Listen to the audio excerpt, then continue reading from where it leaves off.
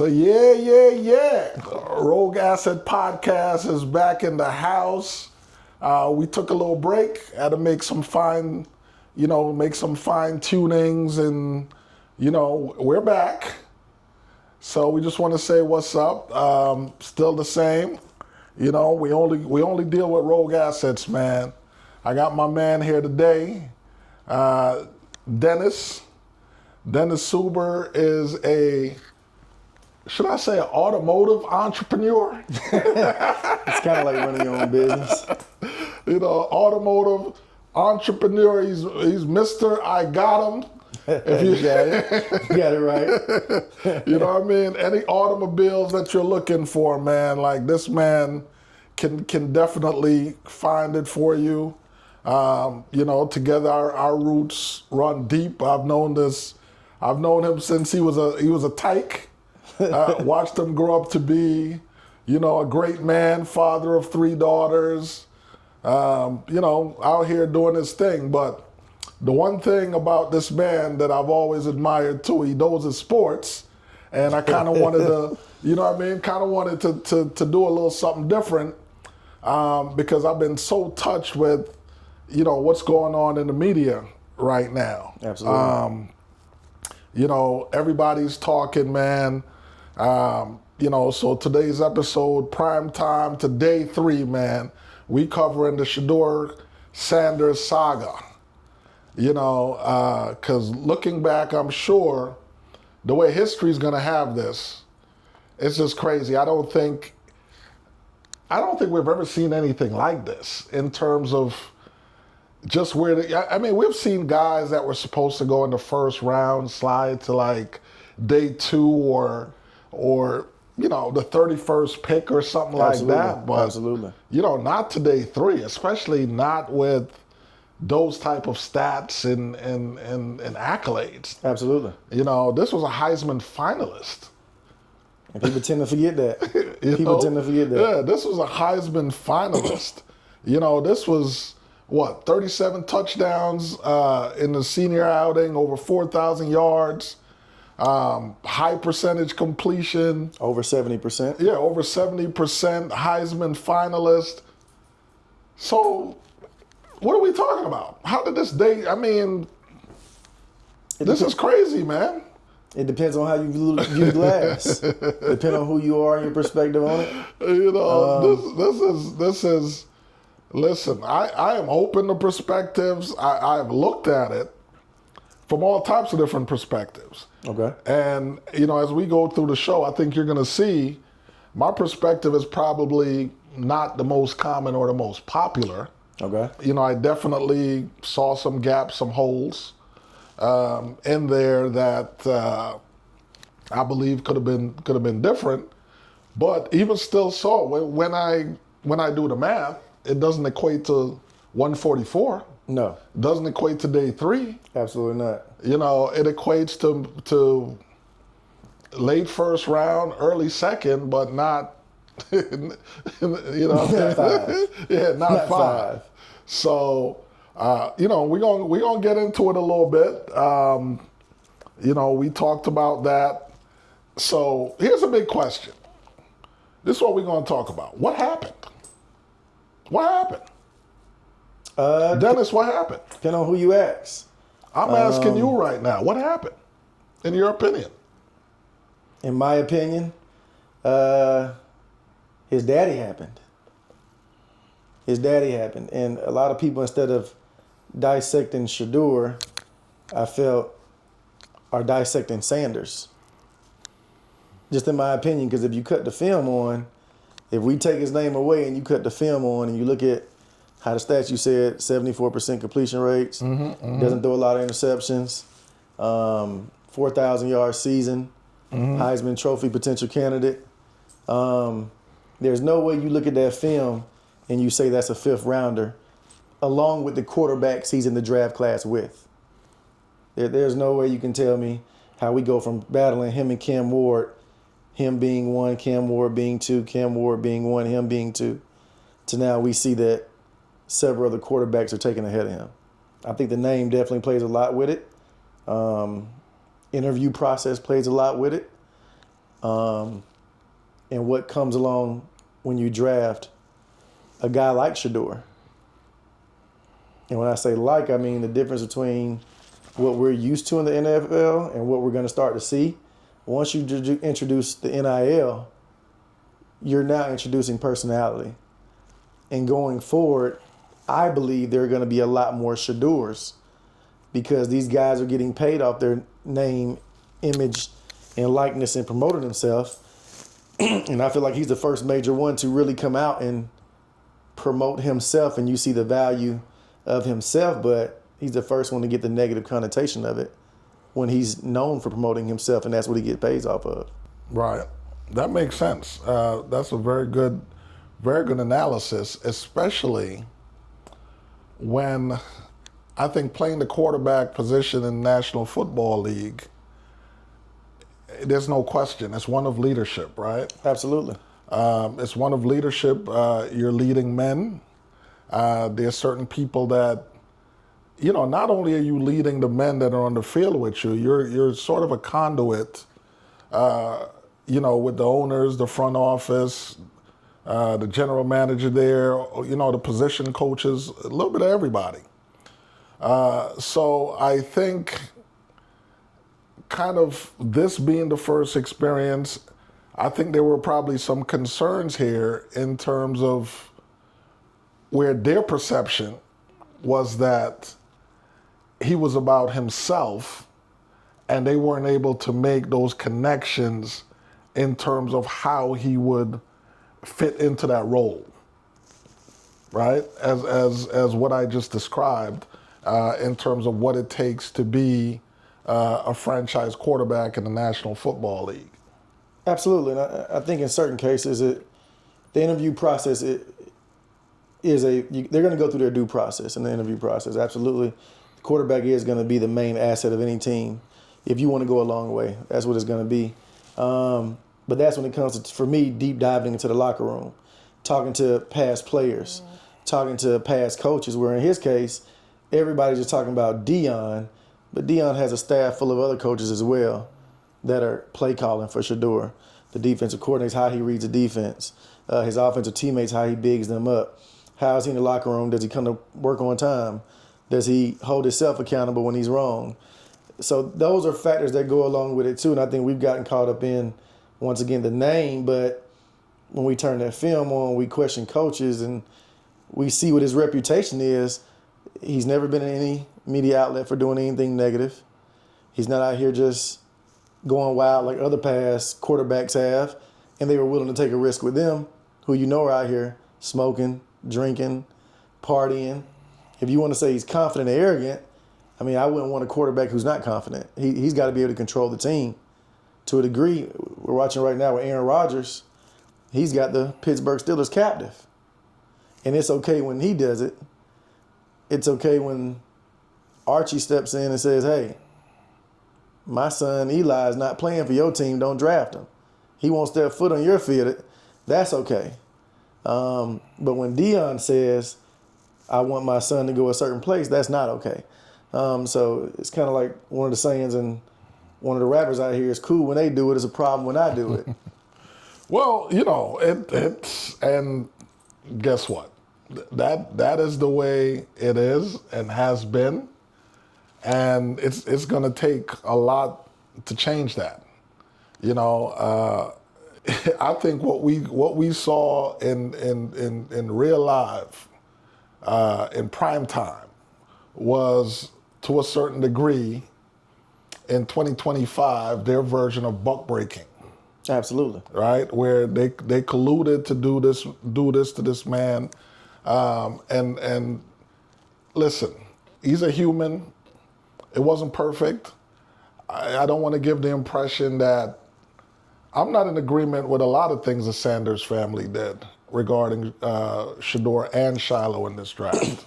Okay, and the main things that I'm going to point out that I think could have been different, and I don't know if we would even be having this conversation, is it's a fundamental belief, or it should be, that it doesn't matter what you have done, who your parents are, right? when you're looking for a job, any job, you're going to have to interview for that job. Absolutely. And one of the things that you're going to have to ace that interview.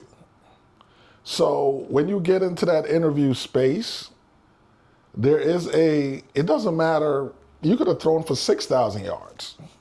Your percentage completion could have been 90. You could have even won the Heisman. But when you're in that interview process, there's a certain way even if you're going for the janitorial position down at the hospital, right? There's a certain way that you are expected to behave and conduct yourself in an interview. Absolutely. You know, eye contacts are mandatory. It's mandatory that you engage with your interviewer. It's mandatory that you can speak fluently in terms of what you bring to the table. Absolutely. Right? And so all of those things were a requirement for this. And I think based on what we have heard, none of us were in those rooms, but the overwhelming majority of chatter that has resulted from that was that I think there was one report, they said he brought a board game in with him. I don't, what is it called, Catan or something like that, and he was playing. They said he was arrogant. I don't really care nothing about that. A lot of times, I mean, being a confident person my whole life, people accuse me of being arrogant too. I'm not arrogant, but I'm confident. Absolutely. In what I know how to do. You know what I mean? I'm not confident in things that I don't know how to do. If I got to get out there and throw a football 40 yards, I'm not going to be confident about that. But in my realm of what I do, I'm confident. So I don't hold that against anyone. Absolutely. Right? So if that's what he expressed, that's what he expressed. But I digress. The interview, and it all started, if we're talking about Deion, and I'm pointing fingers at Deion, I got a tremendous love and respect for Deion. But as a father, right? And I know my way around the NFL because I played in the NFL and business is changing. I know my way around the music business, but I haven't been in the music business in far long. I don't, you know what I mean? I don't have those day-to-day relationships with Absolutely. with those in the power positions, and certain etiquette has changed. If my kid was up for getting signed right now, I'm not going to tell him he doesn't need representation. I'm going to handle it. What I am going to do is I'm going to use my connections and I'm going to make sure he has the best damn representation at this moment, right? And Deion had the power to do all of that from the jump. Absolutely. And that wasn't done. And so had he engaged an agent, right? And his relationships are vast. You see how quick he was able to get Drew Rosenhaus. Absolutely. Right? Absolutely. Now, if Drew was in place from the start, before this draft even begun, I don't think we'd be having this conversation. I think he didn't go the representation route because pre-draft, he was a top 5 pick. Pre-draft. Once we got to talk about the draft, once the season ended, they had him as a top 5 pick. They had him as a number 1 quarterback for the longest. Then all of a sudden, Cam Ward, for whatever you like for your quarterback to have, he can run a little bit better, might have a stronger arm. But I think for the representation part of it, he felt like there was no need for that when the work had already been put in. And based off what we're seeing, then why we need to get representation. But like you said, the interview process. Listen, Dennis, I'm going to tell you, I don't care. You always need representation. Absolutely. Okay? Now, I know people like to sit at home and they see certain things and like with Daniels, the mom is the agent and, Absolutely. and this, that, and the other. But you can only do this once you have established value, right? You can't do this until the person is in the door, right? Like and it's a frustrating thing because obviously I've dealt with this in another career in music where people think like, oh, well, the mom manages. Yeah, the mom Lamar manages Jackson. after it got rolling. Right. You understand what I'm saying? After it got rolling. Oh, well, the dad manages after it was in place, once that juggernaut starts. But the difference in representation, when you start talking about at this juncture, what the important thing is and what the difference is. Let me show you the difference when it comes to representation in anything. Number one, he would have been prepared for the interview. But in crisis situations, individuals, because of what they do on a day-to-day basis, an agent can pick up the phone, call any GM, Quick. any owner, if his guy is sliding on draft night. He could figure out what the issues are, nip him in the bud prior to the draft. If somebody starts switching feelings, the agent would arrange one-on-one meetings, right?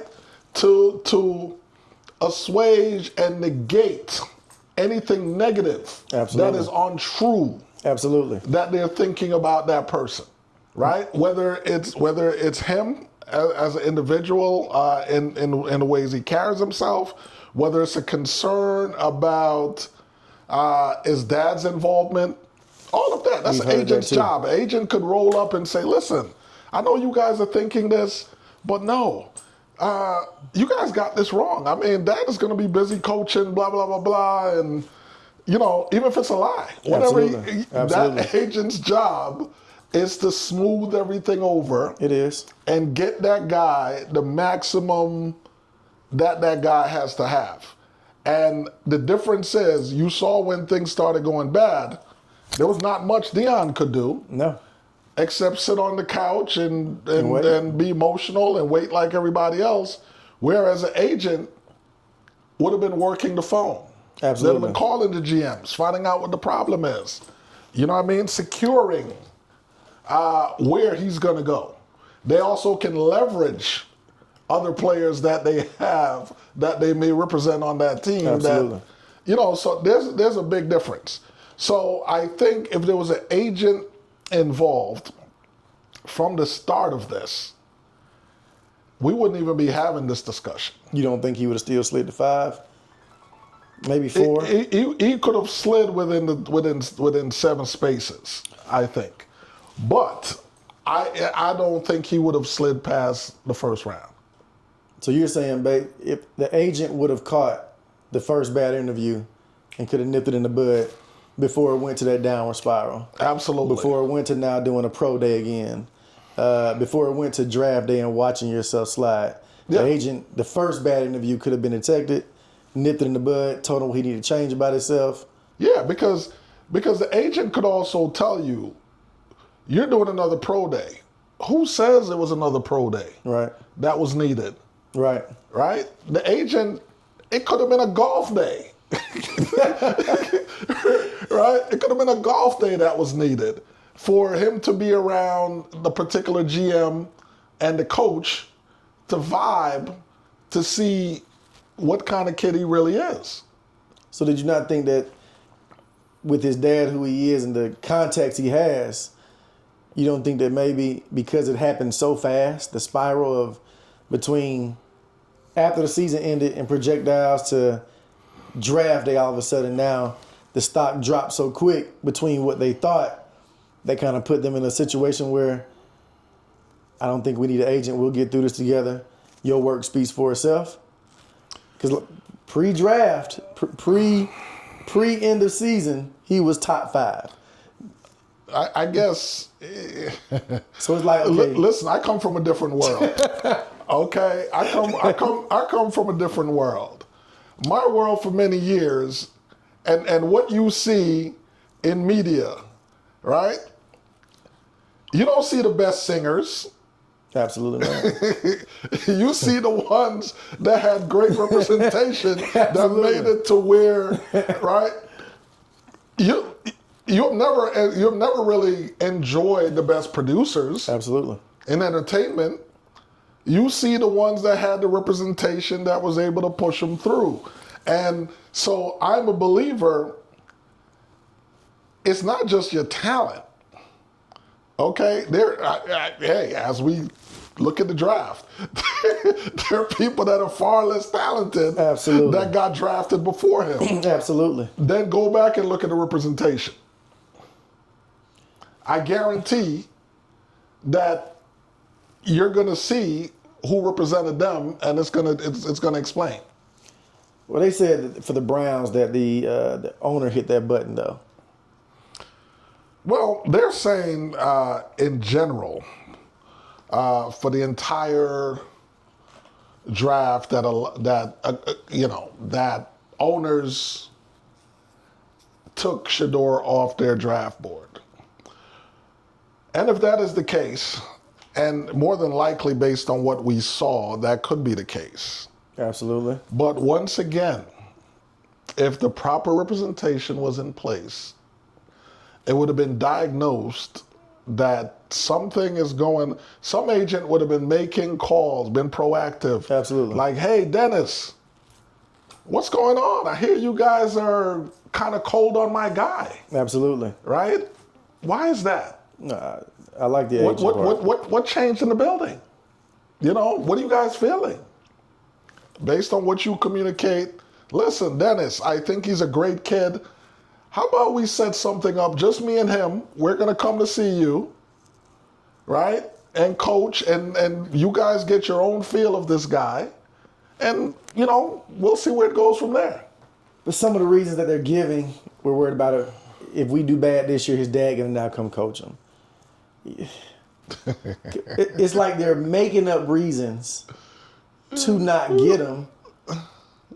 But I don't mind the arrogance he had as far as certain things, as far as if you want to change your culture. I beg to differ. If you want to change your culture. That was too much arrogance. You think it is? Too much arrogance. Number one, that word is a very dangerous word to me. Which word? Culture. Because culture doesn't mean the same to everybody. Exactly right. You know what I mean? So when somebody says, I get a little prickly when somebody said do it for the culture. I mean, what culture are we talking about? Let's look at Atlanta culture, right? Yeah. Let's look at how the stadium with Mike Vick was different because the culture is us. We haven't had that same reaction for so long in the stadium. Mm-hmm. You got more fans of other teams in the stadium because the culture is not there. Mm-hmm. I think when we speak culture, like you said, it could how you perceive it could be different. It could be perceived as culture. Are you ready to win? Culture, and do you want more excitement? At the end of the day, a lot of teams don't have neither one of those. They don't win, and they have no excitement. At least with a player like Shedeur, and I go back to the NIL, you're getting somebody who's a showman to some degree already. And I felt like when he was saying, if you want to change the culture, like, who's anybody paying to see at the Browns? You've already made it. You made what they call the worst financial decision in Deshaun Watson by guaranteeing him, and look where that got you.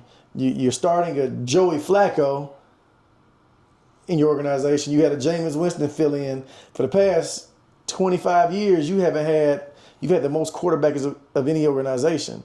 So when I felt like when he said, if you want to change the culture, part of him knew he would be going to somewhere that need that change. The Giants, number one. Giants, who they have? You made a dumb decision letting go of Saquon. Your fan base is getting aggravated. The Titans, who was their last star player. So the teams that he thought he would go to, I felt like he was saying, I'm ready to be in the culture. And you're seeing it immediately on how many days after the draft he already has the number one selling jersey out of the draft. And he's on a horrible team. And Bleacher Report just put out the jersey statistics. He sold more jerseys than Travis Hunter.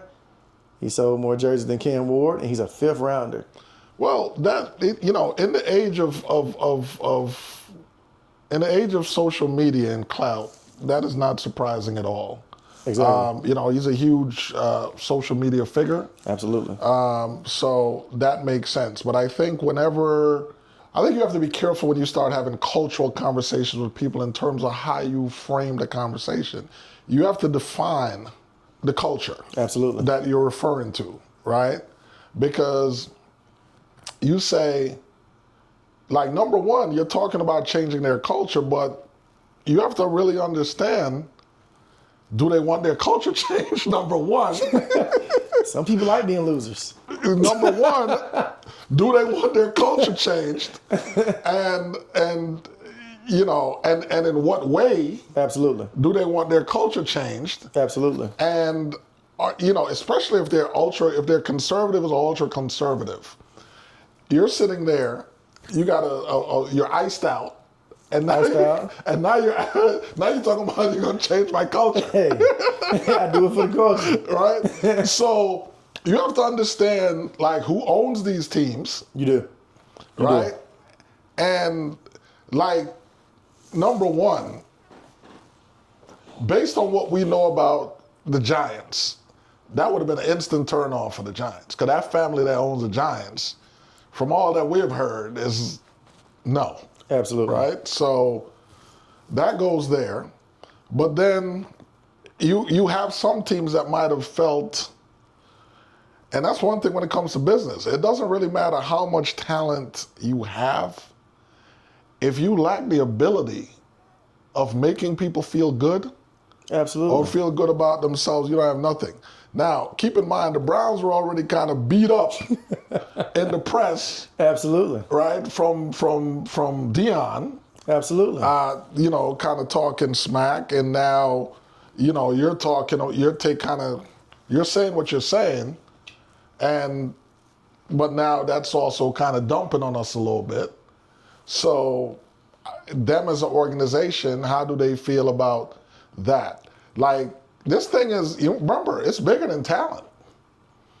Sometimes we have a tendency, because I think as fans, right, like, that's all we care about. We're trying to win. We want this guy, and, you know, but a lot of times for these businesses, they're looking at, yeah, talent is a big factor, but they're trying to come up with a mix of other things that they think represent their communities, represent their brands, you know, and how they want their brands to be, you know, because keep in mind, how many times have we faced situations that were highly profitable for businesses and companies, right? And they turned around and said, whoa,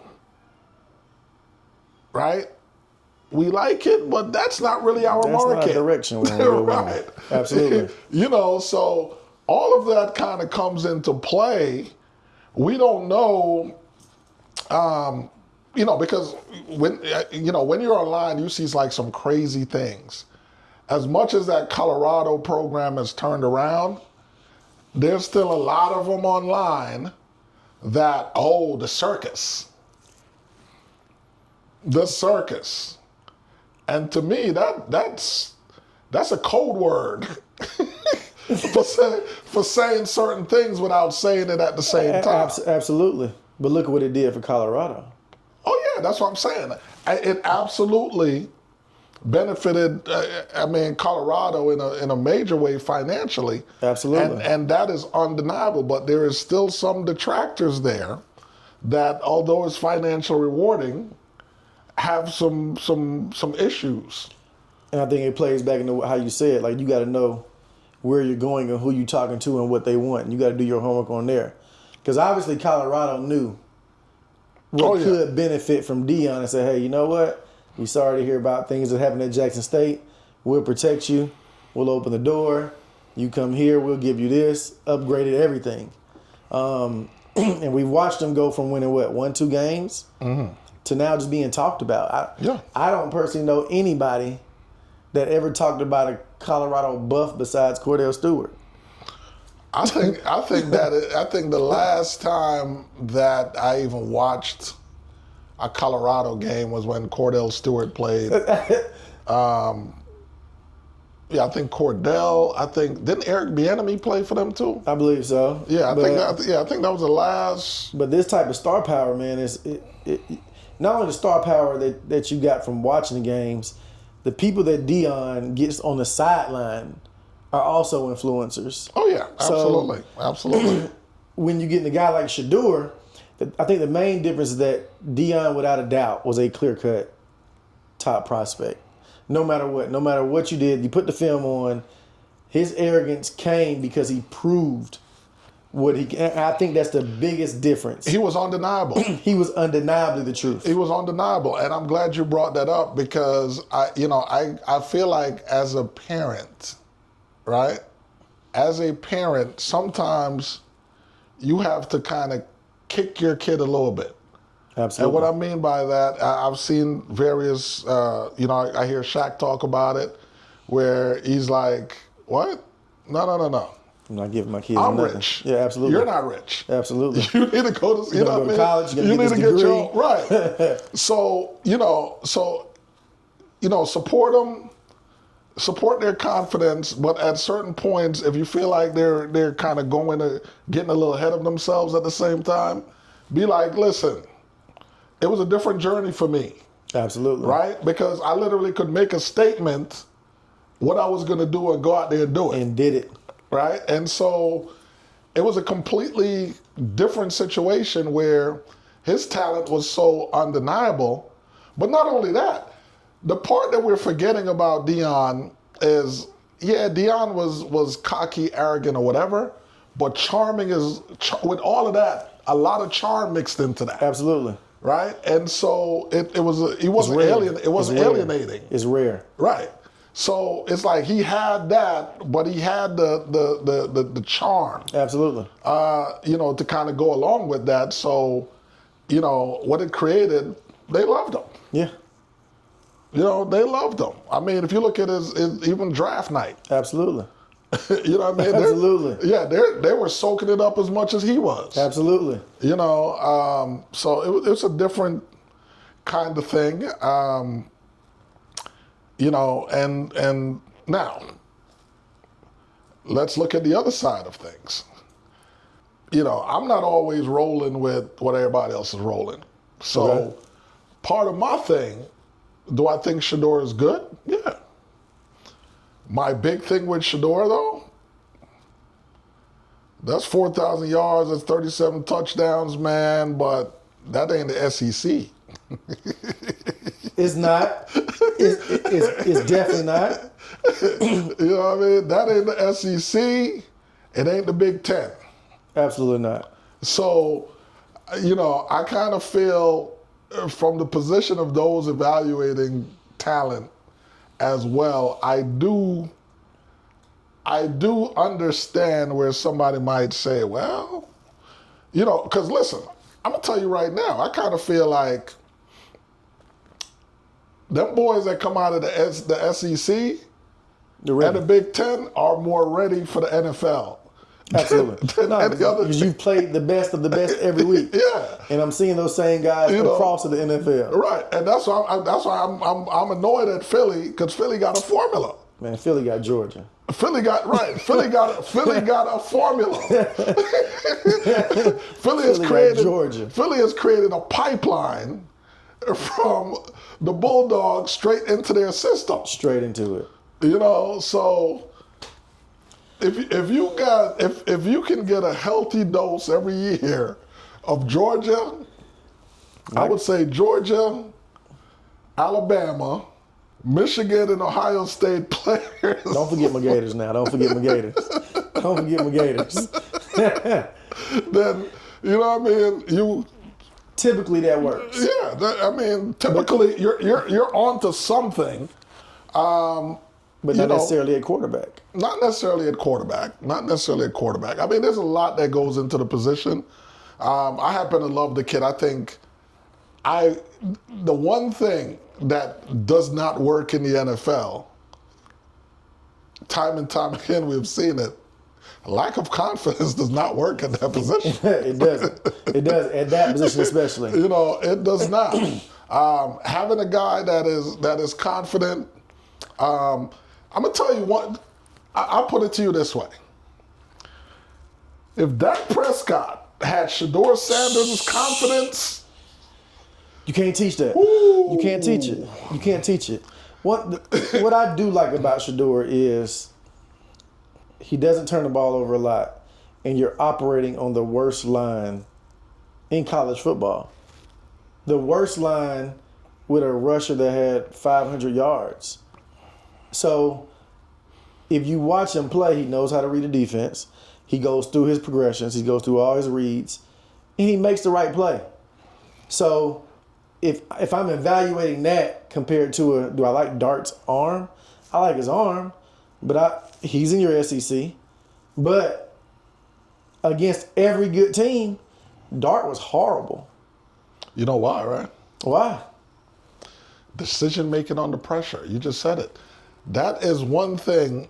Let me tell you the most impressive thing that even besides Cam Ward and all of that I saw, that I really believe Shedeur Sanders was a first round pick, is his progression. His progression. And his reads and his decision making. I felt that was extremely, almost at, it was at another level. It was kind of like a baby Brady. No, absolutely. Absolutely. You know, it was kind of a baby Brady. He wasn't forcing anything. He ran when it was necessary, not as a let me run. And one of the most important things that they've criticized quarterbacks for over the years, I feel like he's mastered that. When he runs, he's very aware of where the line of scrimmage is. Correct. And the instinct is not he's running to gain. Because we've seen him stop and make a lot of throws downfield. His eyes are always, when he's running, it's still downfield. So a lot of times, if he's going through his progressions, when you hear about these quarterbacks, a lot of times your draft stock fall because they say, hey, when you get in the room, you don't understand plays. Mm-hmm. You didn't pass the Gates test. Your arms aren't this. Oh, he's too small. Some of these quarterbacks are smaller than him. Some of these quarterbacks make way more mistakes than him. Yep. Some of these quarterbacks run when there's no need to run. Right. Because they're not going through their progression. So if a quarterback's job is to protect the football and don't lose a game, and being able to manage the game. Manage a game, yep. Then there is no quarterback in the draft this year that did that cleared better than he did. Yeah. It's a far gap between the two on that. But the interview process is real. The interview process is very real. But, you know, and the interview process is real in the sense, I've been a business person my entire life. And the most important lesson that was ever taught to me is no matter what you can do, how much you know, right? It's always going to be if they like you or not. Absolutely. And that's what the only thing I worry about with him is what chance will he get depending on where you are on that depth chart. Number one, I feel like it's going to be Flacco. Just personally, I just feel like Flacco is going to be one. So you got Flacco on there, you got Kenny Pickett on there, you got Shedeur and the other quarterback that they drafted ahead of him. First person's going to get all the reps. Second one's going to get your next reps. Your last two, you're not even playing with first team. Mm-hmm. You're playing with the backups. Right. So when are you going to get a chance? Even with preseason, we don't have as many preseason games no more. So losing a whole preseason game in the NFL, now for your third and fourth stringers, that's one less opportunity you got to make the team. So I feel like early on, depending on where he is in that depth chart, is going to tell you a whole lot about how they view him. I think he'll be 3 at first. I think personally he'll be starting because of the division they're in. That division is always good.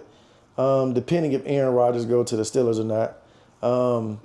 I don't see them winning that division by no means. No. You got the Bengals. No. You got the Ravens, and you got Pittsburgh and them. I feel like they'll be last in the division, but they do have a great defense. Here's the wild card of the whole thing. Although their GM doesn't seem that smart. So I don't know if he could pull something off like that. But with a quarterback room that extensive, what I see is definitely some opportunities to probably make some trades. I think they'll try to trade Kenny Pickett. Right? There's some opportunities there to make some trades.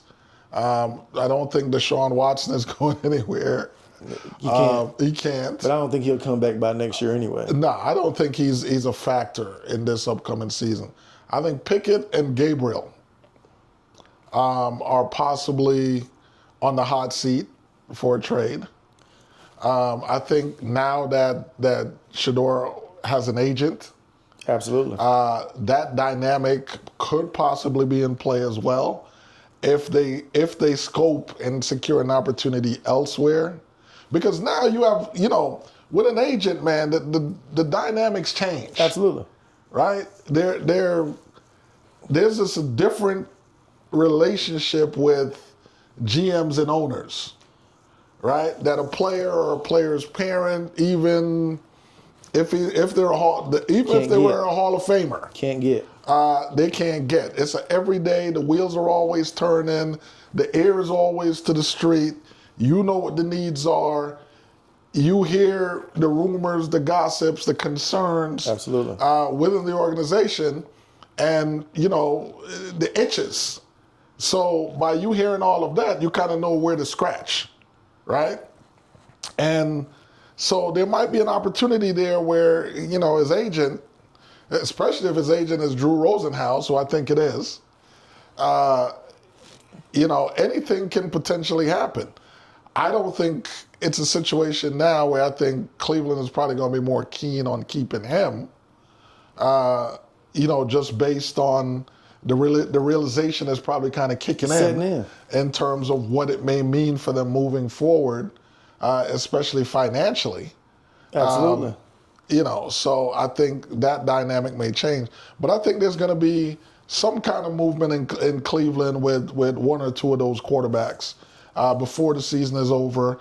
Before the regular season starts. Absolutely. And I think if it doesn't happen then I would say watch the first 3 to 4 weeks, which quarterbacks get injured.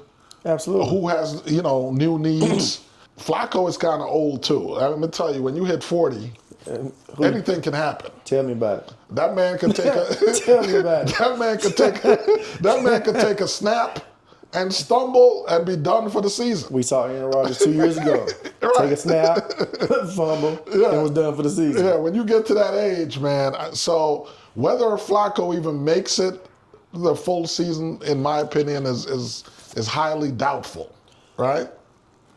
But let's kind of double back. I kind of want to talk some more about about these owners, and I do think that there had to be some type of discussion.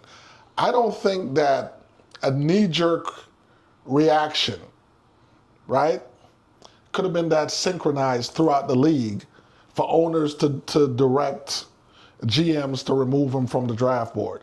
So I'm sure you've heard Boomer Esiason's take on that. Yeah. How credible do you think that may be? I think he would know.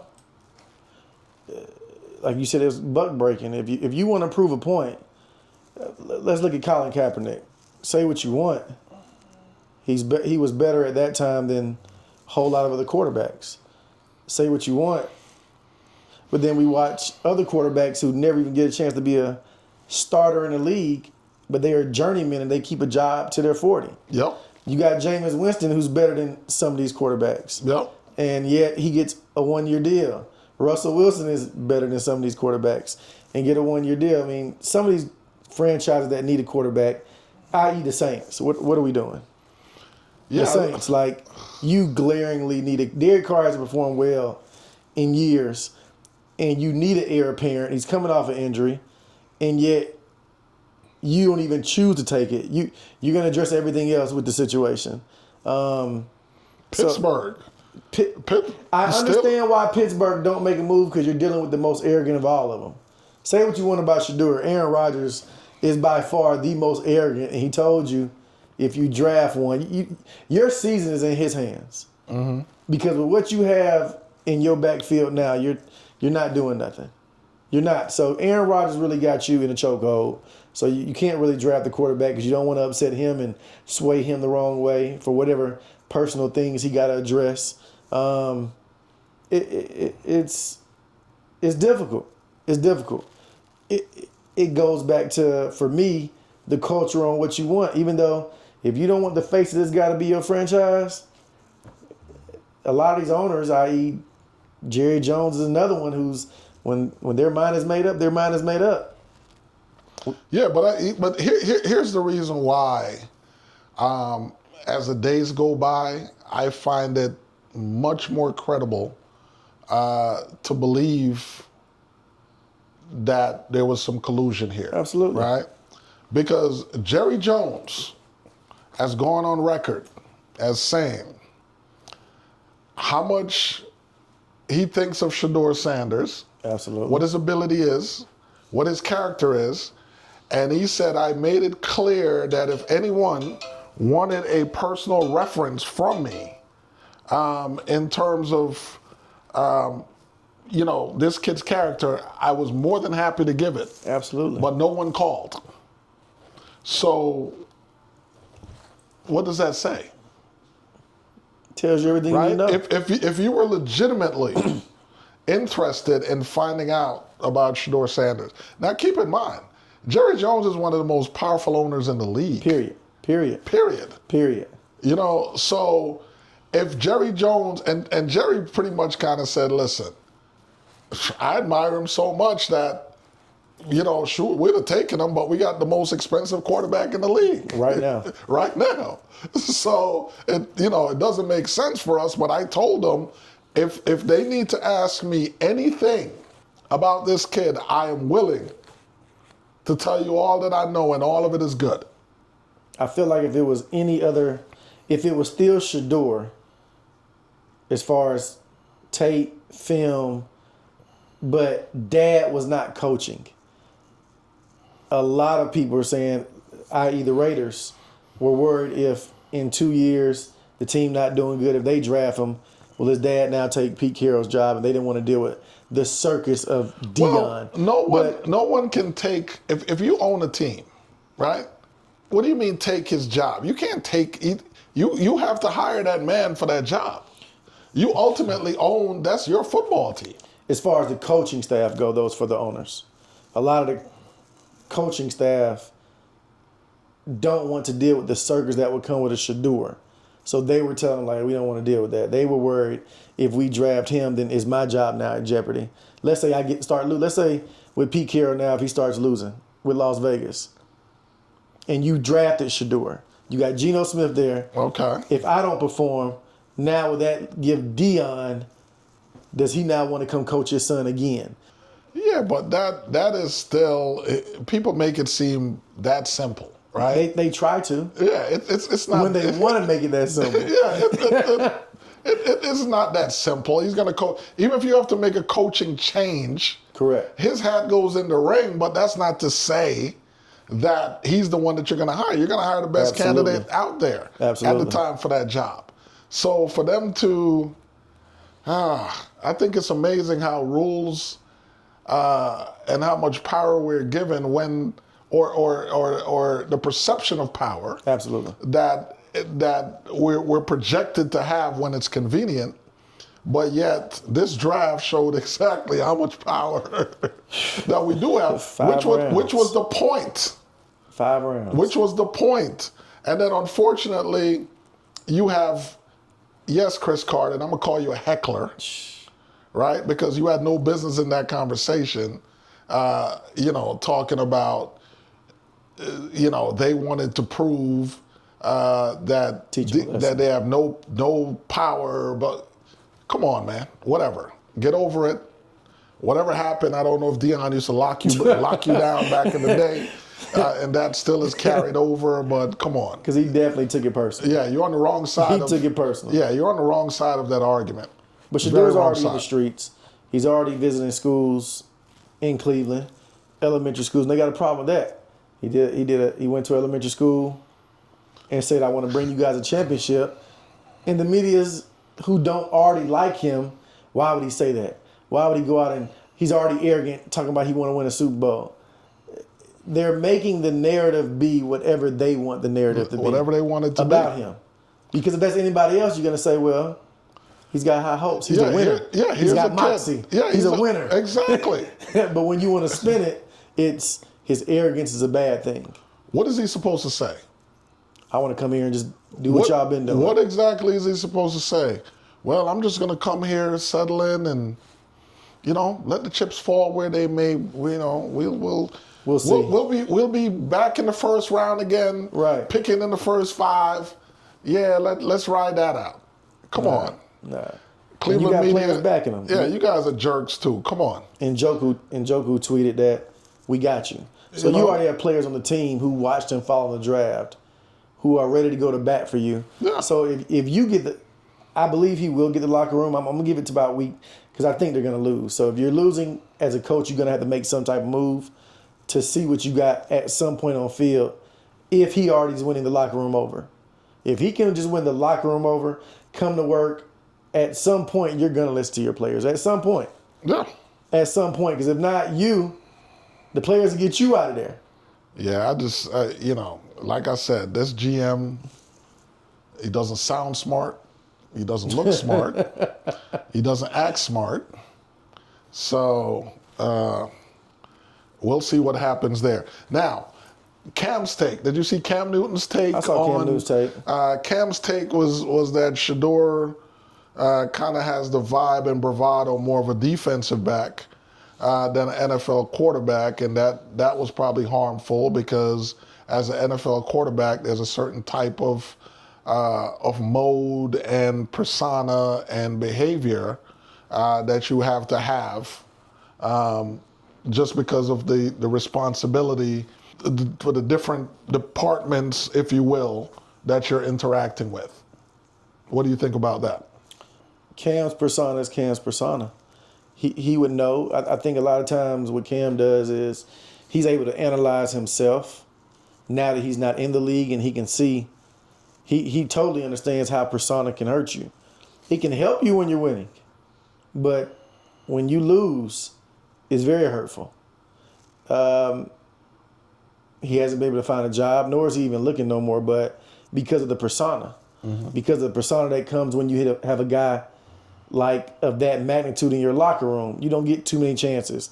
So I think a lot of times he looks at Shedeur, and if you've been watching him, yep. Even when he tried to talk to Shedeur and Travis, he knows Travis because Travis used to play with him. But a lot of times when you're a player whose persona was to that level of Cam's, and then you comment on my persona, it looks like now you playing. Because how can you tell me about persona when I watched your persona the whole time? And that was your persona, like, I'm football, I'm good, I'm this, and your teammates say the same thing about you. Like, you want to be the face? Cool, we let you be the face. Him and Steve Smith used to get into it. Mm-hmm. So persona, I mean, I respect Cam's take, but I think a lot of times Cam with Shedeur sees a lot of himself as far as the showmanship, and without protecting him, it seems like he's going against him, and that's just what it is. Yeah, I kind of see it differently. But then again, I'm probably at that age where I would see that. Because you get to a certain age, man, and you kind of realize certain people, including your parents, certain things that they told you, it's not like they were so smart or wise or all-knowing, but they had already been through it. They already been through it. And I think with Cam, he's already been through it. He's been through it. He's been through it. He's experienced it. He understands what he went through when it was good and how he kind of ended up on the outside looking in. Absolutely. So it's sometimes it's very tough to communicate that to a person that's young in their 20s. They got the testosterone flowing and the everything else is flowing. You know what I mean? Because when you're 20, you don't want to hear that. Yeah, you don't want to hear that. Stop hating on me, man. Right, You're a hater. Right. and we see it so many times in society, even among rappers. I've heard older rappers say, they don't really mess with the young rappers. And this all kind of comes from where they try to tell them certain things. Yeah, absolutely. And they were rebuffed. Absolutely. Right? So they take a hands-off approach, and sometimes some of those same things that they warned them about ended up being the detriment, to that younger rapper's, situation. Like you hear Nori all the time talk about, he used to tell Dolph, you got to get out of Memphis. You got to leave. And Dolph used to be like, that's the last place anything will happen to me at. And so it's a lot of those things. It's very hard, talking to people. Trust me, even when they're your children. Right?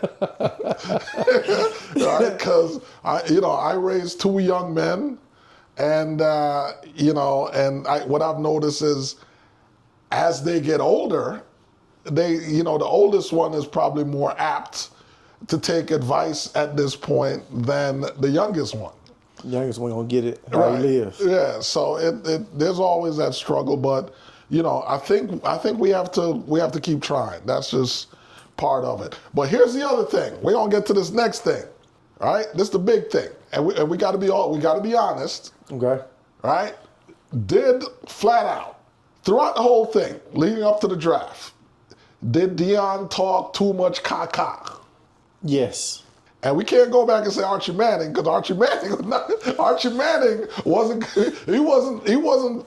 to that degree where, It wasn't to that degree because there's no social media. Yeah, but Social media in this day and age, I saw people, like how you said earlier, what Deion said in the past, and then people have put it out there, which he did say he would not play for the Browns. And now, years later, look at what we're looking at. He's playing for the Browns. Sometimes your words can come back to bite you. Absolutely, 1,000%. I felt like Deion sees so much of himself in his son, but his son, like you said earlier, is not him.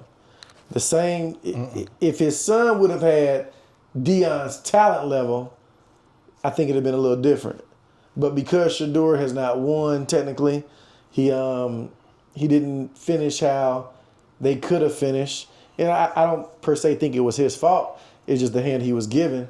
I still think he's a good quarterback, but he's not his dad. And his dad, I think, treated it as if it was him. And that's where he went wrong. And as his dad, as much faith as he has, that's something in a decision he got to live with, knowing that I possibly could have cost my son $30-something million. Yeah. Or is he going to, like you say, sit back, reflect, and take that ownership? And maybe that's a conversation him and Shedeur and the team can have behind closed doors that we may never know. Kind of like LeVar Ball. Yeah. Got so involved in his sons, hurt him. But we'll never know. But personally, do I think he did a little too much? Yes. The good thing, though, is I feel like they started having that conversation on day 3. Yeah. And the reason I feel that way is because Shiloh pretty much said it. Shiloh's funny. Shiloh's funny. Shiloh's hilarious. Shiloh has, I feel personally, He got charisma. Shiloh's biggest career is not going to be in football. No. If Shiloh gets in front of that camera into acting or... He's charismatic. That is where Shiloh's thing is going to come from. Is showbiz. He's funny. I think the kid has a career in showbiz. He's funny. If I was still in the entertainment business right now, I'd be trying to get to Shiloh to sign him, because this kid has a big future. I think as an actor, as some kind of personality, But I think Shiloh gave it away. Shiloh said, "Listen, Dad was our agent. Yeah. That wasn't working out too well. So now we hired an agent." And it's like the minute Shiloh broke that news, Change. Shedeur got drafted. Absolutely. And before that draft was over, he had a contract at Tampa. Quick. And I felt like that would be his path anyway. That's the difference. And even with Shiloh, come on. I don't think Shiloh should have been undrafted free agent. He had a space. He could have gone to some team as a draft. Come on. Depends on what you need. Depends on what you need. I could go back and look at those late round safety picks, and I guarantee you, no. But I think he'll earn a spot. I think he'll earn a spot on the team. I think he will. I think he's in a good place. He's with a good coach. Absolutely. He's with a coach that is a defensive guy. So, I think he'll be all right there. But, they'll get it together. So owners, y'all need to get it together, man. 5 rounds. Because you guys have to, I'm involved in business, all kinds of businesses. And there's one thing in the last 5 to 10 years that if you guys aren't realizing and factoring in as this is now part of your business, you're kind of lost. And that is that social media and its personalities and personas are now intertwined with talent. So the things that you guys are looking down on is actually financially beneficial to your team. You're looking at it like, it's a circus, or almost like he has too much attention. But this is a financial benefit. Why do you think those jerseys are doing that? Right? You have a guy that's selling the most jerseys, and he wasn't even drafted in the first 2 rounds. It's real, and it's going to be more of that. It's real. It's very real. And that's because this man had real fans coming out of college that believe in his ability. And that would be a hard People stayed switch to up flip. late to watch Colorado games. That'll be a hard switch to flip, going from college, making your money off your name, image, and likeness, and promoting on Instagram and doing whatever you got to do to get your value up to saying now, cut it off. And this is the future. Once Nil went, this is what you guys are going to be dealing with moving forward. You're going to be dealing with these type of players and I'm telling you, and I know you guys are going to be on some BS come next year, because I am sure when Manning comes out of Texas, when Arch comes out, it's not going to be any different. But you guys are probably going to feel more comfortable because he talks like you. Absolutely. Because it's family, that sort of thing. And you guys got to cut that crap out. Well, he got the pathway of what not to do. He got the pathway of what not to do right now next year. So we'll see. Yeah, you guys shouldn't be coming together and directing, allegedly, that anybody be dropped from your draft board. I think the younger the staff, the more acceptable it will become. Yep. The more tuned in your coaches are, the more acceptable that will become. To relate it, like you said, there is a gap between ownership age, coaching usually age, and now player. So that player personnel and who you have in the organization that's communicating the barriers between the two will be big. It will be big going forward. Yeah. But representation. Listen, anybody out there listening, man, no matter what is it that you're trying to do, representation, if you're not represented properly, it's going to cost you. It's going to cost you. For the homeowner out there selling your house, you don't think you need an agent to list it? It's going to cost you. Okay? For the person buying, in anything that you need representation in, you're supposed to have a lawyer, and you sitting out there talking about you're going to use ChatGPT to write your... Good luck. Good luck with that. Your letter. I'm going to tell you guys, nothing beats representation. The difference is, I'm going to tell you, I just joked about the ChatGPT thing. That letter that you feel ChatGPT is going to handle your legal, doesn't ChatGPT have a relationship with the judge? Zero. The other lawyer? Relationships matter. You know what I mean? All of those things is at the end of the day, that is business, folks. You cannot sidestep it. Business is coming together for the benefit of something. And if you don't know your way around that area that you're operating in, then you need representation. Representation. So That's important. I mean, even parents right now, if your child is at a level where they're participating in nil, don't think you're about to go out and represent your child unless you're already in that field. If you're a lawyer or something like that, you're already doing your thing.